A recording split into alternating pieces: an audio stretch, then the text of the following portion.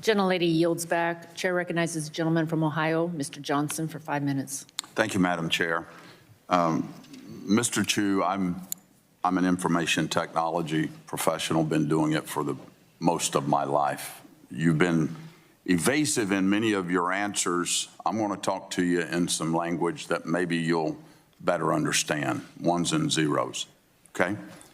Let's talk about the Citizen Lab report. This is something your team frequently mentions in hearings as a way to exonerate yourself. For example, in the limitations section, it reads, we could not examine every source code component and test in the apps in every circumstance, which means our methods could not find every security issue, privacy violation, and censorship event. So it's an incomplete assessment. The report notes that TikTok's data collection using third-party trackers was in apparent conflict with the GDPR and that multiple themes were censored by TikTok. What is shocking to me is the shared source code between TikTok in the United States and the CCP-censored Douyin. The Citizen Labs report says that many of the functions and classes were identical and that the differences in behavior between TikTok in the United States and Douyin in China are slight changes in hard-coded values. Incredibly, specific censorship parameters from Douyin are present in TikTok, but just turned off. The authors say that for unknown reasons, the parameter variable itself is preserved. So while Citizen Lab may have been afraid to say the obvious conclusion, Mr. Chu, I am not. TikTok's source code is riddled with backdoors and CCP censorship devices. Here's the truth. In 1 million lines of code, the smallest shift from a 0 to a 1 on just one of thousands of versions of TikTok on the market will unlock explicit CCP censorship and access to American data. Mr. Chu, as CEO of TikTok, why have you not directed your engineers to change this source code? Congressman, thank you for the question. Have you directed them to change the source code? Like what we are offering and my fourth commitment? Have you directed them to change that source code? Congressman, if you give me a bit of time to just No, I don't. It's a yes or no question. Have you directed your engineers to change that source code? I'm not sure I understand. Why are you allowing TikTok to continue to have the capacity for censorship, and yet you claim here that you don't? Let me remind you of something. Do you realize that making false and misleading statements to Congress is a federal crime? Yes, I do. Okay. So have you directed your engineers to change that source code? I am giving third-party access monitoring by experts. And Congressman, you are an expert on this. You could agree with me that no other company does TikTok source code is the same as Douyin? What percentage? I can get back to you on the specifics. Okay, I'd appreciate that. Where was the source code for TikTok developed? Was it developed in China or in the United States? It's a global collaborative effort, like a lot of code for a lot of companies. Was it developed in China? Some of it? Some of it is. Okay, at ByteDance. When it's compiled in the compilation process, can bytecode be manipulated? We've talked a lot about source code. What about the bytecode, the ones and zeros that actually execute on the device? Can it be manipulated? Yes. Congressman, to give you comfort, that's why we're giving third-party monitors. Yes. As an expert, I think you can agree that very few companies I've got the report here by Citizen Lab. I want to read you something from Ron Diebert.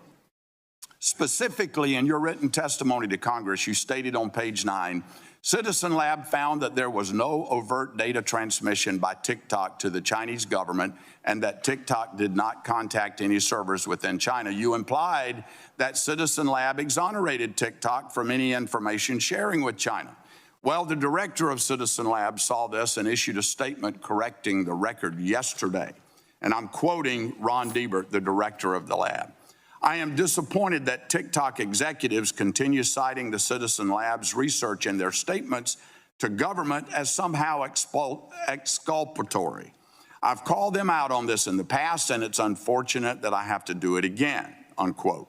He goes on to say, and I quote, we even speculated about possible mechanisms through which the Chinese government might use unconventional techniques to obtain TikTok user data via pressure on ByteDance, end of quote. Mr. Chu, you sent Congress written testimony citing this lab as a support of your claim that China cannot access user data, U.S. user data. And now this lab has come out to say, we never said that. That's misleading, Mr. Chu. I hope you understand what that is. That's misleading. Mr. Chu, this is yet another instance of TikTok attempting to mislead Americans about what their technology is capable of and who has access to their information. Madam Chair, I'd like to respond to that by very Ron quickly, Ebert and the Citizens Lab into the record. Without objections. With so that, I ordered. yield back. Gentleman yields back. Chair yields to the gentleman from Maryland. Mr. Sarbanes, 5 minutes. Thanks very much, Madam Chair. Mr. Chu, I'm going to pick up on a theme we've already covered here, which is the effect that your platform, along with many other social media platforms, by the way, has in terms of mental and behavioral health in this country. I won't speak to what's happening elsewhere in the world, but we've talked about the impact that it's having on children, on teens. We took some action last year in this committee to try to improve access to resources, reauthorize critical programs to address mental health needs, but we need to do even more than that. And we got to address what the big tech companies like TikTok are doing, because those are platforms that expose children, teens to additional risks. The more time that middle and high schoolers spend on social media, the evidence is the more likely they are to experience depression and anxiety. And this is particularly troubling since apparently 16% of American teenagers report that they use TikTok, quote, almost constantly. That's, I think, about 5 million teenagers in this country that are on TikTok all the time. And we know that big tech, including TikTok, uses design features that can manipulate users, including children and teens, to keep them engaged, designed to feed them a never-ending stream of content, keep their attention for hours on end, which includes capitalizing on the desire for others' approval through like features, preying on the fear of missing out through push notifications and so forth. Again, you're part of an industry that's set up to do this. You, in some sense, don't appear to be able to help yourselves in reaching out and finding that new user and then holding on to them. TikTok itself has acknowledged that these features and others, like the endless scroll feature, can have an outsized effect on teens. And we've been discussing today how your app only intensifies that harm by amplifying dangerous content and misinformation. I don't want to be too paternalistic here because we have young people in the audience. We've got TikTok users that are watching this hearing, and I'm sure they have their own ideas about how this technology is being managed by TikTok and other social media platforms. They like to access the platforms, and they should be able to do that safely, so it's certainly in their interest, and they can drive this conversation, I think, perfectly well, but it's not a fair fight, is it? I mean, the algorithms are on one side of the screen. The human brain is on the other side of the screen, drowning in these algorithms, in many instances at an age where the brain's not even fully developed yet. So those addictive impulses are being sort of perfected by the technology, and again, it leaves the users sort of helpless in the face of that. Are you looking at ways to redesign core features like the ones I mentioned to be less manipulative, and addictive for users? And can you commit to making some of those modifications here today? Congressman, thank you. We do want to be leading in terms of safety of our users, particularly for teenagers. We were the first to launch a 60-minute watch limit. Yeah, let's talk about the 60-minute launch. And I'm very glad to see people, others in our industry follow. For many of your recommendations, we'll study them very seriously. Yeah. We actually have a series of features. Like, for example, if you're under 16, you cannot use a direct messaging feature because we want to protect those younger users. If you're under 16, you cannot go viral by default. If you're under 18, you cannot go live. And let me go back to the 60-minute limit. Because my understanding is that teens can pretty easily bypass the notification to continue using the app if they want to. I mean, let's face it, our teens are smarter than we are by half. and they know how to use the technology, and they can get around these limits if they want to. Are you measuring how many teens continue to exceed the 60 minutes of time on that app? We Any sense understand. how that's working? We understand those concerns. Our intention is to have the teens and their parents have these conversations about what is the appropriate amount of time for social media. That's why we give the parents what we call family Let me pairing. ask you this question before I run out of time. If you concluded that putting some reasonable limits in place and trying to find a way to enforce them would lead some percentage of your users to leave TikTok and go somewhere else, is that something that you're prepared to accept? Yes. Really? Well, I'd love to get the research on how these limits are being implemented, how they're being bypassed, and the things that you're taking, the measures you're taking to address those issues going forward. Please bring that information back to our committee as we move forward. I'll be happy to. I yield back. Gentleman yields. Chair recognizes the gentleman from Kentucky, Mr. Guthrie, for 5 minutes. Thank you, Madam Chair, for yielding. I appreciate the time. Mr. Chu, your terms of service specifically state that TikTok does, and I quote, not allow the depiction, promotion, or trade of drugs or other controlled substances.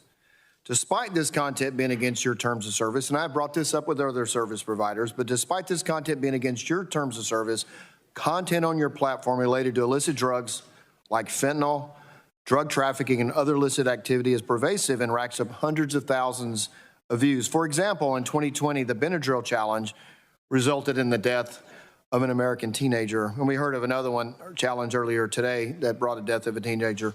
While you were at ByteDance, if you were the CFO for ByteDance, did Doohan allow related illicit drug trafficking or challenges resulting in death or injury to kids? Congressman, I represent TikTok here today. I can tell you that TikTok does not allow illegal drugs content on our platform. Does Doohan do it in China? I believe they don't allow this, but I will need to check. I don't run their business. I can tell you TikTok does not allow this. This is what we're concerned about, and my guess, it would Doohan allow for 41 days a threat against a member of the Chinese Communist Party to stand on their site for 41 days? Again, I cannot speak for Douyin, and I'm sorry, I didn't hear the second part of what you said. Well, we had a threat against the chairman of our committee that was on your site for 41 days. My guess is that would not be allowed in China. That content is, if it's violative, I would look into the specifics, and if it violates our guidelines, it will be taken down on TikTok. Yeah, it surely Yes. appears that it does. But the problem is what I'm trying to get at is you seem to be able to prevent this content in China, but so not even taking it down, just prevent it from being posted, and yet it's on your website. So I have a couple of questions about, you said earlier, as soon as you find this information, you take it down. So how quickly does your algorithm detect keywords or content that involve illicit drug trafficking before these posts are self-reported or used by others? We have about 40,000 people working on this now, together with the machines that we train. I don't think any company in our industry can be perfect at this.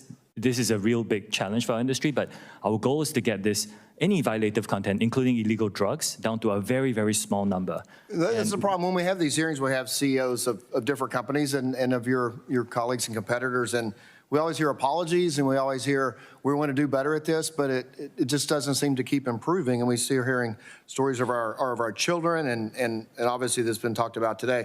So how many posts and accounts have been identified and removed from TikTok due to content posted related to illicit drugs or other controlled substances? Congressman, we do publish that in a transparency report. I can get my team to get the information to yours. Thank you. I appreciate that. Also, we understand that the way that people use TikTok or other platforms similar to yours is that they ensure flagged user content isn't permitted to jump from. So my question, so what we've heard is that the instances the users see a drug advertisement and then give a code to go to another site. So my question is, do you work with other platforms to ensure flagged user content isn't permitted to jump from one platform to others?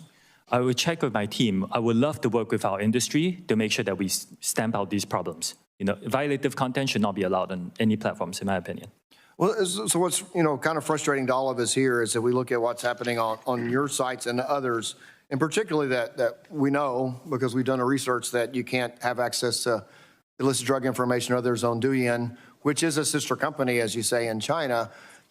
And so it absolutely, if you can prevent it on one and not the other, you obviously have the ability to stop it from moving forward. and yet you don't. Would you like to expand how one of your sister companies can prevent that and you not? I know you don't represent Douyin, but they don't allow it, but it happens on your platform. What's the difference? First of all, the majority of the content on TikTok is fun, entertaining, informative, and very positive for our users. Like other companies that operate in this country, we have to deal with some bad actors who come and publish some content on illegal drugs, other. The bad actors don't seem to be able to access Douyin. The TikTok US experience should be compared to other US companies because this is a common challenge. But your parent company has the technology to prevent it because you prevent it in China, but you can't prevent it here. What's the difference? That's why I'm asking. Oh, Congressman, there is no technology that is perfect in doing this. We have to deal with the reality of the country that we're operating in. And here in the United States, as with other companies, we share this challenge. We are investing a lot to address the challenge, but we are, it's a shared challenge. But you invest a lot to seem to be able to address it in China, but not here. Again, I think the comparison has to be within the single country. We face the same set of challenges here in the What's US. the difference? I'm sorry, I'm out of time, but what's the difference in China and here? Let me give you an example, Congressman. In my home country, Singapore, there is literally almost no illegal drug content because Singapore has very strict drug laws. Thank you. My time's expired now. Yield back. Gentleman yields back. Chair recognizes the gentleman from New York, Mr. Tonko, for 5 minutes. Thank you, Madam Chair. I'm concerned that TikTok's algorithm preys on vulnerable people, including those struggling with addiction, eating disorders, and other mental health conditions. The platform is designed to push content to users that will watch more frequently and for longer periods of time. Unfortunately, for many people suffering from certain mental health disorders, videos that reinforce their fears or negative self-image are more engaging. On top of that, TikTok has received sensitive patient health information and records of browsing activity from multiple telehealth companies like BetterHelp, and Cerebral. People's personal struggles should not be fuel for TikTok's profits. People should be able to seek help to address serious medical concerns without being afraid that their information will be shared with social media companies trying to push more products, services, or content at them. So, Mr. Chu, will TikTok continue to get information from third parties on its users' health, including their mental health, yes or no? We will continue to work with experts, yes, if that's the question, to identify these issues. Will you continue to get information from these third parties, including their mental health, yes or no? Congressman, I'm sorry, I may not understand your question. If your question is if I'm working with them on these issues, the answer is yes. It's not the question, it's will you continue to get information from these third parties on its users' health? Get information. We do not get any user health information from third parties, Congressman. You've talked a lot about user privacy and safety. Will you commit here today to no longer using data about users' health, particularly their mental health, to push them content or sell ads? Yes or no? We take our users' mental health very seriously. Yes or no? As far as I'm aware, we don't do that, Congressman. It's not what the... So the answer is no, you'll no longer use data about users' health. TikTok systematically exploits users' anxieties by pushing alarming and distressing content onto their For You page. For example, in May of 2022, the LA Times found that some pregnant users searching for information about their pregnancies on TikTok were then shown information about miscarriages, stillbirths, and delivery room traumas. Your company knows that distressing content can have the perverse effect of feeding user engagement. And for TikTok, engagement means money. In the course of a week, what percentage of content that a user sees is considered potentially harmful or distressing content? Congressman, we work with a lot of experts on this. Even before we set the 60-minute time limit for under 18s, if you spend too much time on our platform, you can try it. If you spend too much time, we will actually send you videos to tell you to go out and get some air and get off the platform. What percentage of content that a user sees is considered potentially harmful? I will need to follow up with my team and get back to you on that, if that's okay. Ballpark. I will need to follow up with my team. So are teenagers in particular shown more distressing content? The opposite is true. We actually put in more restrictions to make sure that our teenagers get a better experience. Are expectant or new parents shown more distressing content? I know of many parents, including one I met recently, who actually use our platform to find communities, to connect with other parents and learn a lot more. I've heard amazing stories of creators who have difficulties, and the Reclaiming challenges my they face. time. Are individuals with eating disorders shown more distressing content? We do not, we remove all content that glorifies eating disorders, and we have worked with experts to look at certain certain content that may not inherently be harmful, like diet trends, and make sure that we disperse them more throughout our algorithm. What about those with mental health issues? Are they This is given an more issue we take- distressing content? If a user searches, words that expresses mental health issues, we actually redirect them to a safety page. Like, for example, if you, I don't know if I should say this in public, if you search, "I want to die," we will redirect you to a safety page, for example. So what about those suffering from addiction? Are they given more distressing content? I'm sorry, Congressman, I missed that question. Those suffering from addiction, are they given more distressing content? I missed the first few words, I apologize. What about those suffering from addiction? Are they given more distressing content? Those suffering from Addiction. Addiction. Do you mean drug addiction or? Yes, or any order of addiction. If people search for content, and you can try on a variety of subjects, we will actually direct you to a safety page to give you more resources. And a lot of recovering addicts have actually found their communities on TikTok, and it's really helped them, find their voices and the community and the courage to really overcome their addiction. I personally have heard stories of that. Well, I appreciate your answers, but I was looking for yes or no, and we did not get those. And again, I think the more that they watch this distressing content, the more profit TikTok makes, and that's distressing. Gentleman yields back. Chair recognizes the gentleman from Michigan, Mr. Wahlberg, for 5 minutes. Thank you, Madam Chair, and we're glad that you're here, Mr. Chu. As Chair Rogers and Representative Burgess mentioned this morning, the Wall Street Journal reported that China will firmly oppose any forced sale or divestiture of TikTok. And this is based not on conjecture, but it's based on comments provided by the official spokesperson at the Ministry of Commerce, who said that any TikTok sale or spinoff would amount to a technology export and would have to adhere to Chinese law and approval. This spokesperson was quoted as saying the Chinese, and I quote, "The Chinese government will make decisions according to the law." The Chinese government. Mr. Chu, do you agree with this official? Yes or no? Congressman, I cannot speak on behalf of a Chinese government official. Do you agree with that official? We will need to look at this because Project Texas is designed to move forward here in the United States, and we are not discussing this, so I don't have specifics. Your company is valued at upwards of $50 billion and has been on the verge of forced sale or ban for 3 years at least, correct? Do you expect this committee to believe you haven't already discussed this scenario with your team? And you should have an answer to this, yes or no, I agree with the Communist Party, or I don't agree with the Communist Party. So, I guess I would say at that point, you disagree with the Communist Party. Explain your discrepancy.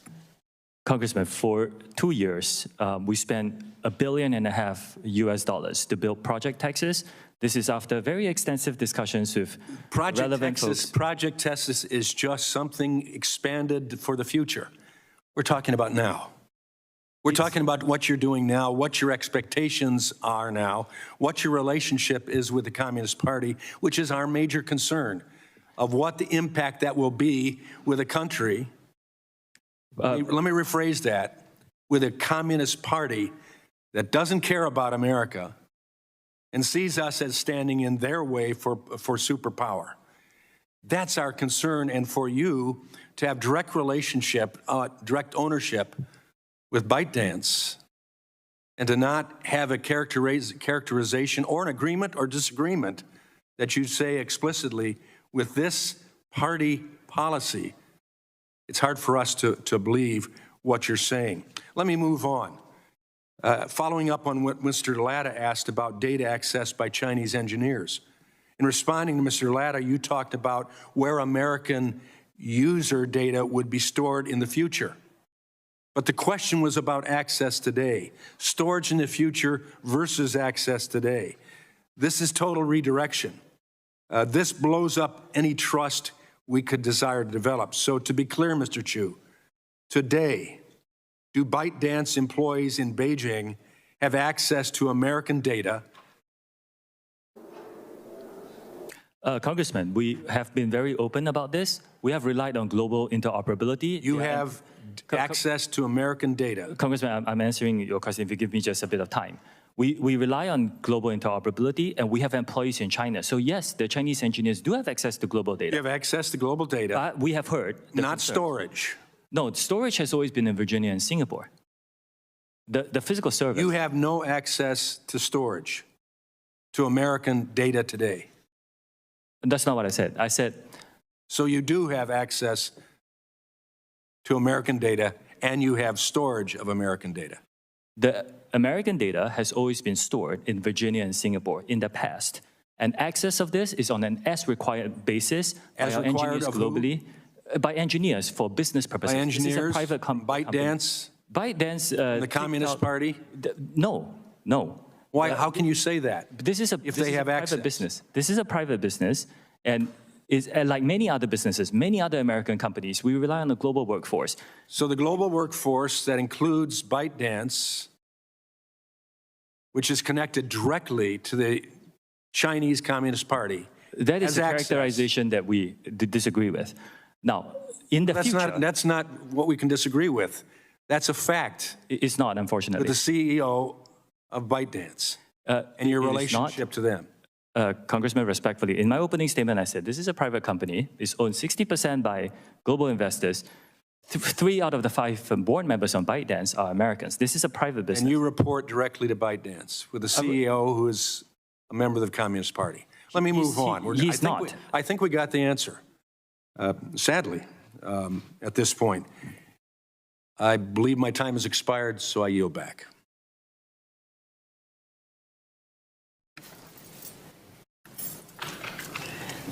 Gentleman yields back.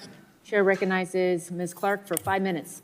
Thank you, Chairwoman Rogers. Thank the ranking member, Pallone, for holding today's hearing. Throughout this hearing, I also want to thank our witness for being here to testify on what are very important issues before us today. Throughout this hearing, my colleagues have outlined the potential threat posed by the security of Americans' data by TikTok being affiliated and some would say owned by a Chinese company. Foreign adversaries having direct access to Americans' data, as well as the ability to influence this content Americans see on a prolific social media platform, represents an unprecedented threat to American security and to our democracy. However, the problems of social media platforms, content moderation, algorithmic discrimination, and safety are neither new nor unique to TikTok. Mr. Chu, I share the concerns raised by my colleague, Congresswoman Matsui, related to algorithms. I believe that without mitigation against bias, platforms will continue to replicate, exacerbate discrimination that is illegal under civil rights law, as well as exclude important dialogue about sensitive topics like race from occurring on the platform. For example, I was disturbed by reports that TikTok content moderation algorithm flagged words like Black or Black Lives Matter as inappropriate content.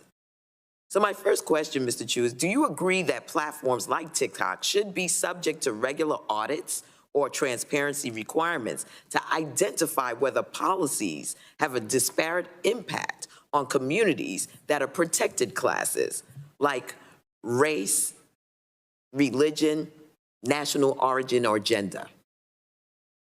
I think, Congresswoman, I think platforms should be very transparent on what they do there and disclose a lot of information. We can get back on the specifics of what we mean by an audit, but I do agree very strongly that platforms should be very transparent, and it's a commitment that we're giving to this committee and all our users that our platform will be a place of freedom of expression. We embrace all diverse points of view, all ethnic minorities. you can come and say whatever you want, as long as you don't violate the rules of safety that were put in place. And we also commit to be free of all and any government manipulation. So I think I'm in strong agreement with a lot of what you said. Well, thank you. My bill, the Algorithmic Accountability Act, would require platforms to be transparent about their algorithms, measure disparate impact, and require risk mitigation. It is vital that the diverse culture of the United States is reflected online, but I'm concerned the algorithms and content moderation practices employed by TikTok are ignorant to the fundamental diversity while also failing to remove content that is harmful, like child sexual abuse material, hate speech, or domestic terrorism content. My next question to you is, it's my understanding that users must be in good standing to be eligible for compensation from TikTok's Creator Fund. For example, they can't have violated community guidelines. Is this correct? There are some details there, but directionally, yes. If TikTok's algorithm is flagging content incorrectly, resulting in creators violating community guidelines when in fact they have not, those creators would not be eligible to receive compensation under the Creator Fund, correct?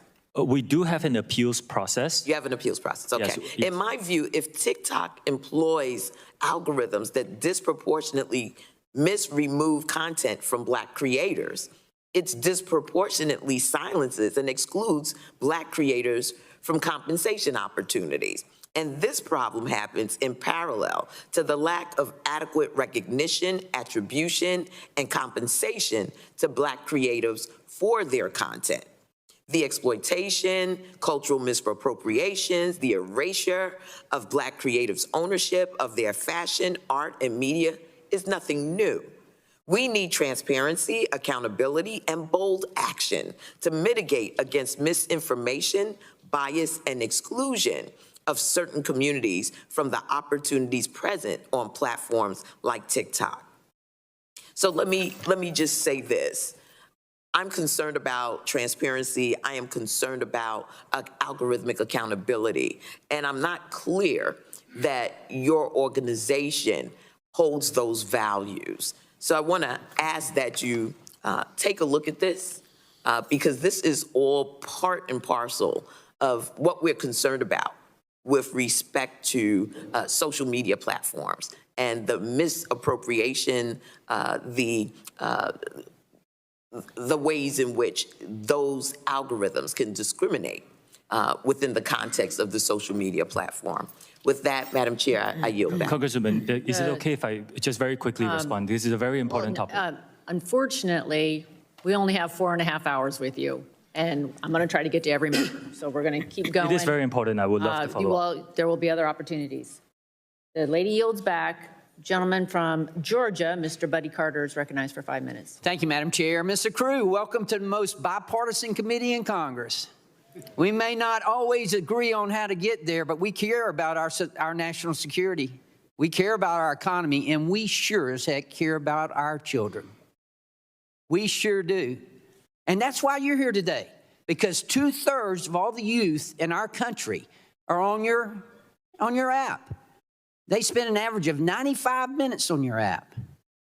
And you know, research has shown that TikTok is the most addictive platform out there. And the reason for that, as we've been told, is because it has the most advanced algorithm. And the Chinese Communist Party knows this, and I don't speak for everyone, but there are those on this committee, including myself, who believe that the Chinese Communist Party is engaged in psychological warfare through TikTok to deliberately influence U.S. children. You know, you see behind me, if you look behind me, Mr. Crew, you see some of the challenges that we've seen on TikTok. You know about them. You know about the milk crate. You know about the blackout challenge. You know about the NyQuil chicken challenge, the Benadryl challenge, the Dragon's Breath liquid nitrogen trend, or the challenge that promotes car theft. I want to ask you, as I understand it, there's a sister app in China, Douyin. I'm sorry if I'm butchering the pronunciation. Do they have these same things over there? Do they have these kind of challenges? in China? Congressman, I'm really glad you asked this question. Yeah. Do they, yes or no? I'm not sure because Yeah, whoa, come on now. You're not sure? I really am not sure. Remember, you took the chair lady, she said you got to tell the truth, okay?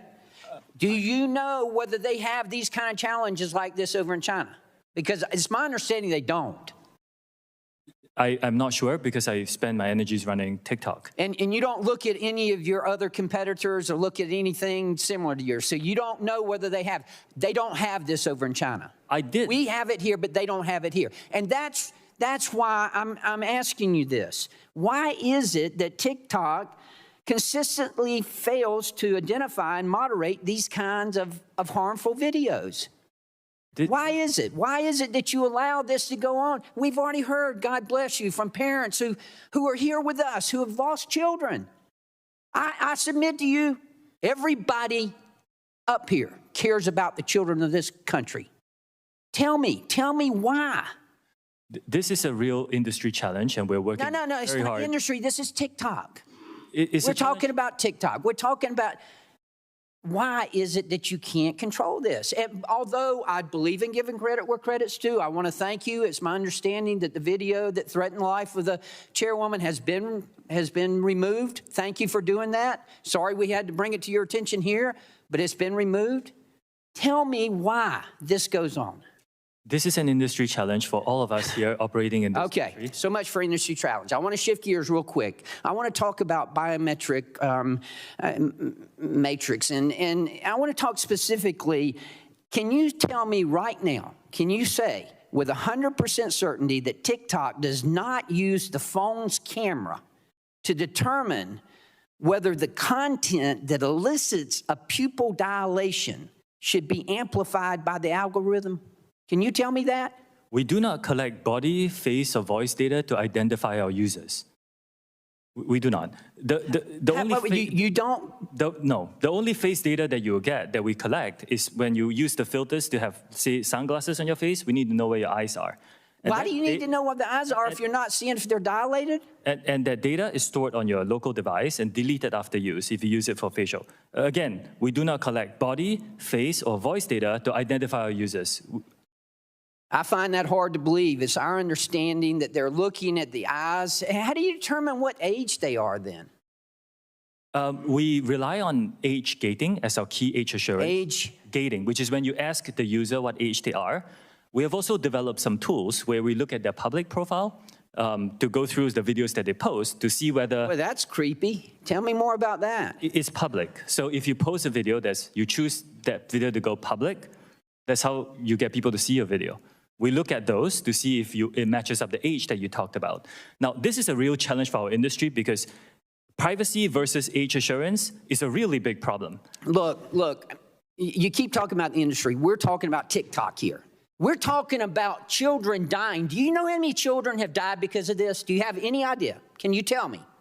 Congressman, again, it's heartbreaking. Can you tell me how many children in America have died because of challenges like this?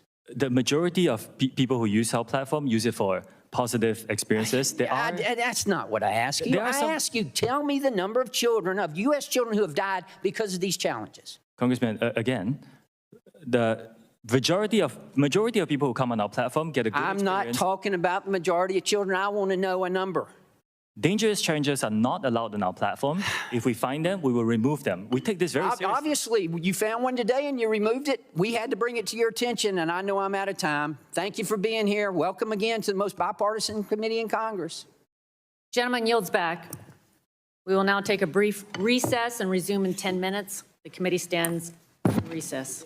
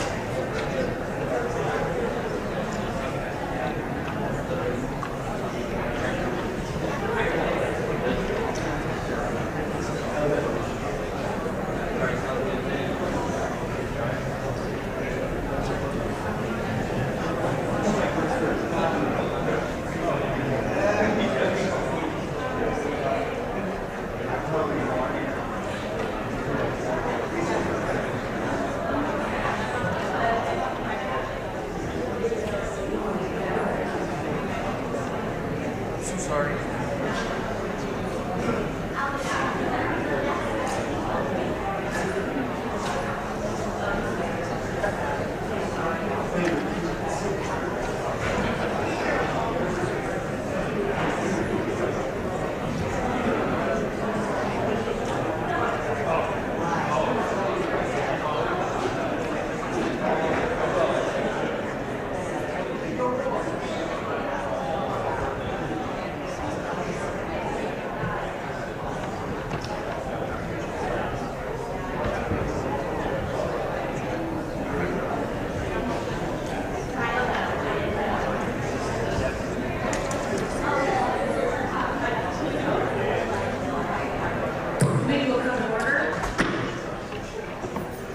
recognizes gentleman from California, Mr. Cardenas, for 5 minutes.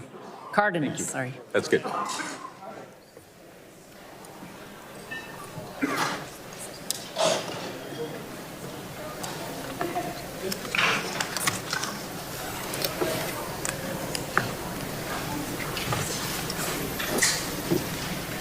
Okay. Thank you, Madam Chairwoman. I appreciate this opportunity for this committee to have this important hearing regarding TikTok and its effect on the American people, especially the American children, and the potential effect, not potential, but the effects that it has had and may have in the future when it comes to our democracy and misinformation and disinformation that permeates on TikTok. It's unfortunate that I think most Americans or most parents think that TikTok is this innocent little thing where kids get on there and they do a little dance or something like that. But TikTok is much, much more, as some of my colleagues, and I thank them for bringing up some of these serious issues, literally life and death issues that TikTok is right in the middle of.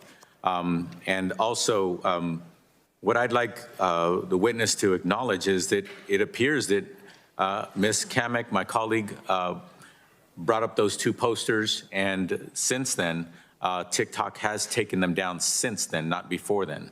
Are you aware of that, Mr. Chu? I was briefed during the break that they are taken down. Okay. How do you feel about the fact that it was up for apparently 40-some days, 41 days, and yet in the middle of this hearing, it was brought directly to your attention, and as a result, it has been taken down so quickly? It goes to show the enormous challenge that we have to make sure that although the vast majority of our users come for a good experience, we need to make sure that bad actors don't post violative Yes, content. and the way, Mr. Chu, that you can make sure is that you can make sure that you choose to invest more resources, more money into more ability to pull down damaging and deadly information from your platform. Are you investing more and more and more every day into bringing down that kind of content? That's my question. Are you? Yes, and I'm committed to investing more in this regard to stay on top of the growth. Right here in the United States, many, many languages are used and spoken. For example, TikTok in the United States is being used in many languages. Specifically, when it comes to Spanish language, are you dedicating more resources today than you did months ago, years ago, on making sure that you are combing through that content to make sure that if content is dangerous or damaging or deadly, that you are bringing it down as quickly as possible? Yes, we are investing in more Spanish language content moderation, and yes, we will, once we identify violative content, we'll take it down as soon as possible. Thank you. And your testimony today isn't the only opportunity for you to commit to answering questions to this committee, so I'd like you to forward to this committee.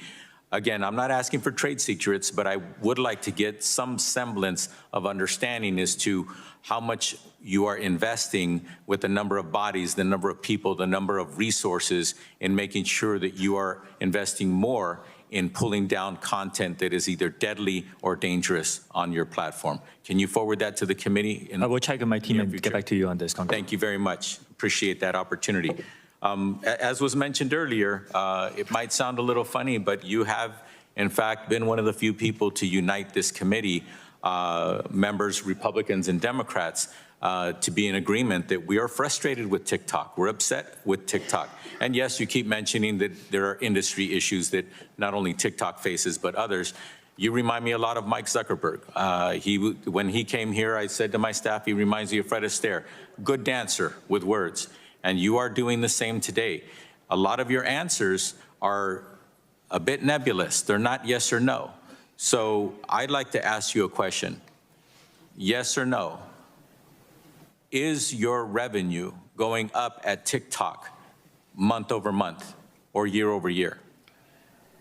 Yes, our revenue is going up year over year. And with that, some of the answers I'd like you to forward this committee is, are you investing more and more money into making sure that content that is dangerous and or deadly, you're investing more and more resources in that aspect of your expenditures and your commitment to your users and to your organization? Yes, I commit to that, and we are investing more, and we will continue to do that. Okay. My last question is this. Are you a Chinese company? TikTok is a company that's now headquartered in Singapore and Los Angeles. Okay. We are not available in mainland China. Our users are in other countries around the world. Okay.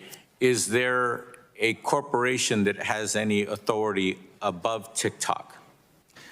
TikTok is a subsidiary of ByteDance, which is founded by a Chinese founder. Yes. And ByteDance is a Chinese company? Well, ByteDance owns many businesses that operate in China. Is it or is it not a Chinese company? Congressman, the way we look at it, it was founded by Chinese entrepreneurs. I'm not asking you how you look at it. Fact, is it a Chinese company or not? For example, Dell is a company, it's an American company. They have activities all over the world. Is it a Chinese company? I frequently have these discussions with others on what is a company that is now global. That's okay. I prefer you answer the question and stop dancing verbally on it. Madam Chair, my time has expired. Thank you very much. Gentleman yields back. Chair recognizes the gentleman from California, Mr. Obernolte. Well, thank you very much, Mr. Chu. It's nice to see you again. If I could just bring us back up to 30,000 feet for a second, I just want to talk about what we're afraid of here, what we fear might happen. Social media companies, and TikTok is not unique in this, gather a tremendous amount of user data and then use powerful AI tools to use that data to make eerily accurate predictions of human behavior and then seek to manipulate that behavior. And that's something that it's not just TikTok, it's all our social media companies that are doing this. Ultimately, the solution is to enact comprehensive federal data privacy legislation that will prevent that kind of behavior, or at least allow users to consent to it. And that's, I know, something that the chair is working on, the ranking member. I hope that this committee will act on that this year. The specific concern here, though, as regards TikTok, is that this type of capability falling into the hands of foreign countries is something that has national security implications, and that's why Congress is getting involved on this issue. So I know that you have proposed Project Texas in an effort to alleviate these fears. So I wanted to ask some specific technical questions about Project Texas and the way that you believe that it will solve this problem. So one of the things that you've said in your testimony is that part of Project Texas will have engineers at Oracle going through the source code for TikTok. How large is that code base?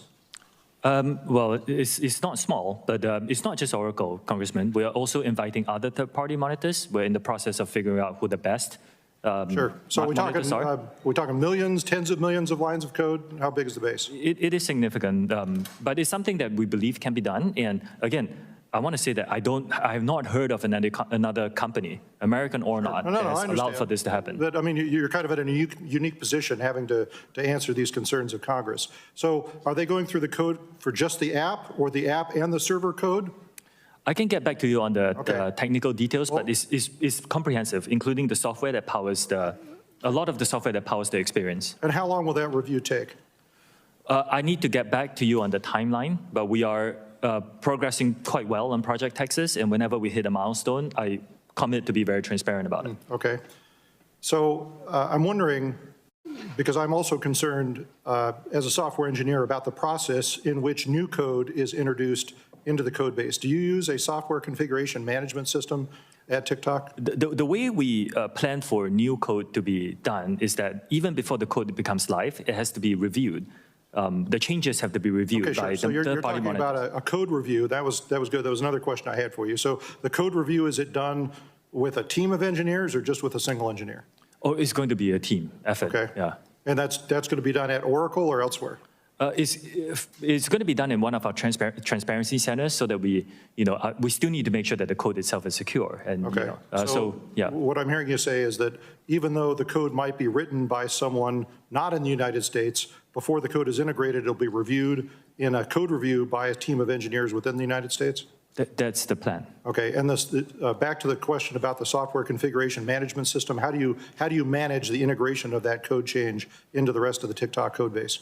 The long and short of it is we have built a team of American personnel with security credentials. The person who leads the team used to work for the Secret Service, No, I for understand, example. but I mean, there's a software solution for integrating those code changes into the code base. What solution is that? I would Use need a to check commercial and one? get back to you on the Okay, details. well, Yeah. specifically what I'd like to know is to make sure that this isn't something that TikTok has created custom, which many companies do, because that would mean that you'd have to review the source code for that as well Yeah. for security. How do you protect against threats like a malicious actor being hired not by TikTok, but by Oracle, for example, or by USDS? The approach that most companies take for these things is to have several layers of monitoring to make sure that everything that somebody has reviewed, there's a secondary review so that one malicious actor is not able to create the damage that the malicious actor can do. But you rightly pointed out, these kind of problems are industry-wide problems. Right. Every company has to deal with them. Okay, well, let me ask a specific question about that. I mean, in thinking about if I were a malicious actor, a software engineer on one of your projects, how I would go about writing a malicious code, I wouldn't put it right there and say, hey, I'm malicious. I would put unrelated lines of code in different sections of the code that work together to do something malicious. How do you think that could get caught? Again, we have to rely on third-party experts to help us with that. I think there are enough experts who can catch a lot of these things. The work on security globally, on all data security, is never perfect. Yeah, I understand. But we can have a lot of oversight to keep it safer than any other experience. I appreciate the effort. My concern, Mr. Chu, is I don't believe that it is technically possible to accomplish what TikTok says it will accomplish through Project Texas. I just think that there are too many back doors through that process to allow that to be possible, and I think a malicious actor would succeed in inserting malicious code in there if they wanted to. But I see we're out of time. I hope we get an opportunity to talk some more about this. I yield back, Madam Chair. Gentleman yields back. Chair recognizes the gentlelady from Michigan, Mrs. Dingle, for 5 minutes. Thank you, Chairman Rogers and Ranking Member Pallone for holding this hearing, and to Mr. Chu for testifying here today. Your good news, you're halfway through with me. As screen time increases, so do inherent risks. And with the proliferation and popularity of new social media platforms, so does the potential reach of dangerous, provocative, and often harmful content. And my fear, the abuse of collected data. As a representative from the state of Michigan, I can speak from experience on how social media has been used to target members of the Michigan delegation, including a plot to kidnap our governor, and how it can be weaponized to perpetuate harms towards individuals and communities. And you saw firsthand how it targeted the chair of this committee. Today, many of my colleagues on both sides of the aisle have raised legitimate concerns about protecting children online, misinformation, and securing our data. Concerns that I share, and has been said by many of my colleagues, are bipartisanly shared. I think in many ways, these myriad of issues highlight the need for comprehensive data privacy legislation that would ensure the safety and integrity of every American's data on every social media platform and mitigate potential harms. One important area of concern I have regarding data collection is geolocation data and how it can be abused. I've seen it abused. I have seen women die because it has been abused. This subject has dangerous implications for survivors of domestic violence, people seeking medical care, and protecting children from potential predators. Mr. Chu, in your testimony, you wrote that current versions of the app do not collect precise or approximate GPS information from U.S. users. Yes or no answers, please. Mr. Chu, have any prior versions of TikTok's app collected precise GPS information from U.S. users? Yes or no? Yes, from back in 2020, about 3 years ago. Are there currently TikTok users who still hold old versions of the app that collect precise GPS information from U.S. users? Yes or no? There could be, but that's a small percentage today. Still dangerous.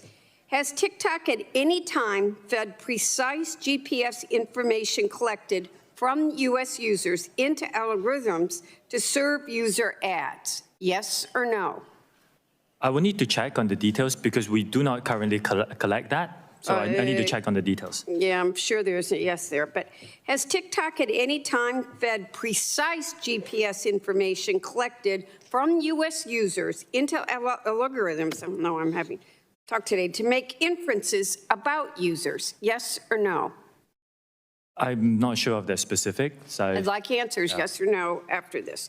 Has TikTok at any time sold precise GPS information collected from U.S. users? Yes or no? We do not sell data to data brokers, if that's the question. And you've never done that? I do not believe so. Has TikTok at any time sold or shared with third parties or algorithmic inferences that were made using, in part or in whole, precise GPS information collected from U.S. users? Yes or no? Congressman, I need to check on these specifics. What I can tell you is right now we do not collect precise GPS location data in the United States. All right. Does TikTok still use inferences that were made using, in part or in whole, precise GPS information collected from U.S. users? I'm sorry, would you repeat that? Does TikTok still use inferences that you've gained that were made using, in part or whole, precise GPS information collected from U.S. users in your algorithms? That will be a very technical question. I will have to check and get back to you. Has TikTok at any time provided the Chinese government with either precise GSP information collected from U.S. users or inferences made from that data? That I can give you a straight no. Mr. Chu, even if Congress were to ban TikTok, I'm concerned that China or others would still have access to U.S. consumer data by purchasing it through data brokers. Will you commit not to sell any of TikTok's data to data brokers now or in the future? We do not do that. We do not sell data to data brokers now. Will you commit to not do it in the future? There are certain members of our industry who do this. I think this has to be broad legislation to help us, the whole industry, address this problem. I think I'm out of time. Thank you, Madam Chair. I'll yield back. Gentlelady yields back. Chair yields 5 minutes to the gentleman from Alabama, Mr. Palmer. Thank you. When the Chinese Communist government bought a share of ByteDance, it's been described as the Chinese Communist government's way of quieter form of control, and that companies have little choice in selling a stake to the government if they want to stay in business. And what I'd like to know is when the Chinese Communist government moved to buy shares of ByteDance, were you informed beforehand, yes or no? No. Okay. Congressman ByteDance... Were you or anyone with TikTok asked for your opinion about the sale of shares of ByteDance to the Chinese Communist government? Yes or no? This hasn't happened. Did you or anyone employed by or affiliated with TikTok state any objections or concerns about the possibility of the Chinese Communist government, once they had shares in ByteDance, exercising control over content, using your platform for conducting misinformation campaigns, or restrictions ensuring nothing is posted that reflects badly on the Chinese Communist government, or for surveillance and data collection for use against anyone? Did any of you or anyone affiliated with TikTok raise any concerns about that? Congressman, we do not collect, we do not promote. I didn't ask you that. We do not yes or no. promote. Did you raise any concerns about it? Because that's why we're here. But we do not promote or remove any content at the behalf of the Chinese government. Did you communicate in any form or fashion with the directors of ByteDance that there might be concerns about government control over content. Yes or no? You either did or you didn't? Congressman, You didn't. I just want to make this clear. We Let me do ask not you remove this. or promote content at the request of the Chinese TikTok government. insiders have already said that the company is tightly controlled by ByteDance. It even gets down to the hours they work. So obviously, you didn't say anything. There's a serious concern by Chinese companies, privately held companies, about doing anything against what the Chinese Communist government wants. I want to ask you this. Does TikTok screen against manipulative content from child predators, yes or no? Do we screen? Do you against- screen against them?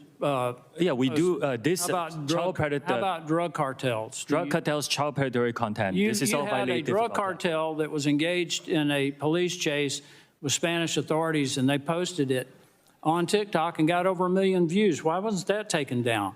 And are you doing it with human traffickers or terrorists? I mean, do you withhold content from nations that might be committing crimes against humanity?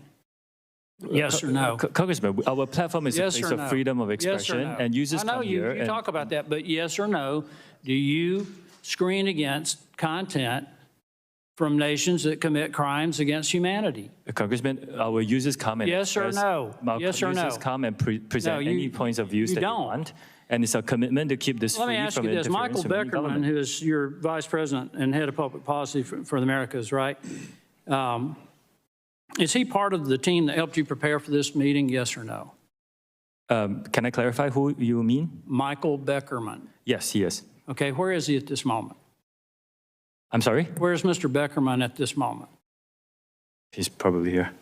No, you know he's here. He's sitting right behind you. I want to know why, when Mr. Beckerman was on with Jake Tapper on CNN and asked repeatedly to condemn Chinese Communist government's treatment of the Uyghurs, when that treatment has been classified by the United States as a genocide, when a UN report classifies it as a crime against humanity, why, after multiple questions, Mr. Beckerman refused to address that?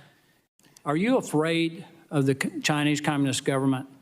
No, because you you can find that concerned content that- on our platform. Any content that our users want Well, why to couldn't express your their vice views on this president of issue is public freely policy, available on the our guy platform. who is head of public policy for the Americas, and on an American television news channel, why couldn't he condemn that? I think it's very important to look at our platform, and if you use and open our app I'm not and talking about search your for any platform. I'm asking content. about your personnel now, because personnel is policy. Everybody in this room understands that, except maybe you. Personnel is let me just conclude with this. And I hate to bring this up because this is part of the stuff that I've studied, but deception is fundamental to the Chinese Communist Party's political, intelligence, and military strategy. And you have repeatedly used the word transparency throughout this hearing, and every time you've said it, what I've heard is deception. I yield back.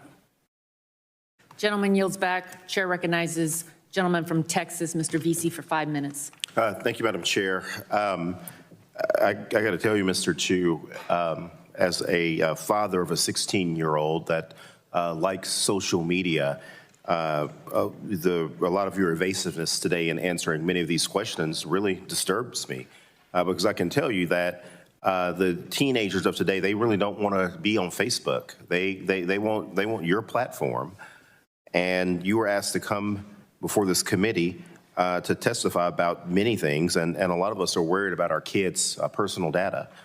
As the co-chair of the Congressional Voting Rights Caucus, I also worry that TikTok is the world's most powerful and extensive propaganda machine, allowing the Chinese Communist Party to use TikTok's platform to influence public opinion and undermine the integrity of our democratic elections. And I have a report called "TikTok and Facebook Failed to Detect Election Disinformation in the U.S. While YouTube Succeeds." And this report was published by the nonprofit Global Witness and the Cybersecurity for Democracy team at NYU. And the purpose of the study was to test platforms like TikTok and whether or not they can detect and take down false political ads targeted at U.S. voters, young voters, ahead of last year's midterm elections. And according to this report, 90% of election disinformation ads tested were approved by your platform. Again, that is 90% of ads containing false and misleading election misinformation went undetected on TikTok. And just to add some color to the type of misleading ads that were approved by TikTok, this included ads that were live on TikTok that said the wrong election day and actually encouraged people to vote twice. You do know that voting twice is a felony. Mr. Chu, you do know that it's legal to vote twice. Congressman, any misinformation that comes around a political action is something we take very seriously. Let me, I'm particularly troubled about this type of information because it can run rampant on TikTok. And given that TikTok, again, y'all are appealing to a very young and diverse user base, that is exactly the people that we've seen targeted time and time again with voter suppression campaigns run by malicious actors. Mr. Chu, do you agree with me that it is completely unacceptable that 90% of these ads were undetected on your platform? And can you detail for us right now TikTok's policy regarding election misinformation and paid political ads and how the company monitors such information and how you plan to get that number down to zero? Whilst TikTok is a place for our users to come and express their points of views freely, we do take misinformation, dangerous misinformation, particularly around an election, very seriously. And we will work with third-party experts to identify misinformation. You call allowing 90% of false content, political content on your platform to be taken, you define that as being taken seriously? I need to look into the specifics. I'm not sure where the number came from, but I can tell you, Congressman, that we are the only platform that I know of that doesn't actually take political ads. We don't accept money. I don't think other platforms can say that. Mr. Chu, can you detail how you responded to that report? Did you respond to that report that I just mentioned? I need to look at the specifics of the report, Congressman, and I can get back to you on that. All right. Mr. Chu, I want to shift to Project Texas. I know that we've discussed this initiative throughout today's hearing, but I want to dive deeper into your notion that promises about Project Texas should give us any confidence in TikTok's ability to localize U.S. data and discontinue access to that data to ByteDance employees in China.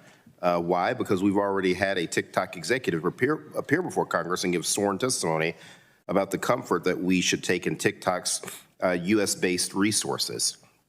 Well, TikTok data security practices were being scrutinized by the U.S. government, and unfortunately, we've since found out from journalists and recorded conversations that those assurances were worthless.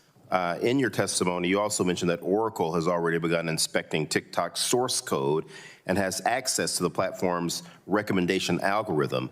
Why should this give the American public any great assurances, particularly given that Oracle now owns a stake in TikTok and stands to gain monetarily the more revenue that TikTok and its algorithm generates? Congressman, not only is Project Texas unprecedented in our industry in protecting U.S. user data and interests, we are inviting third parties to come in and monitor this, and we will, be transparent in that process. And this is more beyond all companies that I know of in my industry. Thank you, Madam Chair. I'm out of time. Gentleman yields back. Chair recognizes the gentleman from Florida for 5 minutes, Mr. Dunn. Thank you very much, Madam Chair. Mr. Chu, I'm aware that on arriving in D.C. this week, you appeared on TikTok and posted you had 150 million U.S. users, 5 million U.S. businesses. That represents a lot of data. You also referenced your appearance before this committee as a chance to share all that TikTok is doing to protect Americans using the app. Mr. Chu, has ByteDance spied on Americans at the direction of the Chinese Communist Party? No. Madam Chair, I'd like to enter into the record this October 20th, 22 Forbes article entitled TikTok Parent ByteDance Plan to Use TikTok to Monitor the Physical Location of Specific U.S. Citizens. Without objection, so ordered. Thank you. The project assigned this to a Beijing-led team, and they were going to follow individual American citizens. I ask you again, Mr. Chu, has ByteDance spied on American citizens? I don't think the spying is the right way to describe it. All right. This is ultimately, We can differ on this that. is, I'll this is reclaim my ultimately time. an internal Any investigation. TikTok or ByteDance data that is viewed, stored, or passes through China is subject to the laws of China, one-party authoritarian state hostile to all American standards of privacy. China's court system reports to and falls under the Chinese Communist Party. And like fentanyl analogs, which we all know are also manufactured in China, although they are illegal there, I fear TikTok will grow into a much bigger problem, a cancer, if you will. And I'm deeply worried that it may be too late to stop the spread of this cancer. Like fentanyl, another China export, which causes addiction and death, dangerous algorithms and Chinese Communist Party are not good for Americans, not good for our families, and definitely not good for the United States. Mr. Chu, prior to serving as the CFO of ByteDance, you served as a CFO and Director of Global Operations for ShowMe from 2015 to 21. Is that correct? Are you asking me in 2015? Very good. Would you mind repeating that, please? Madam Chair, I'd like to enter another article into evidence. This is from the National Cybersecurity Center in Lithuania. Without objection, so ordered. Thank you. This report outlines numerous data security risks, including how the privacy of European users was violated in clear cases of unauthorized collection of user data by ShowMe.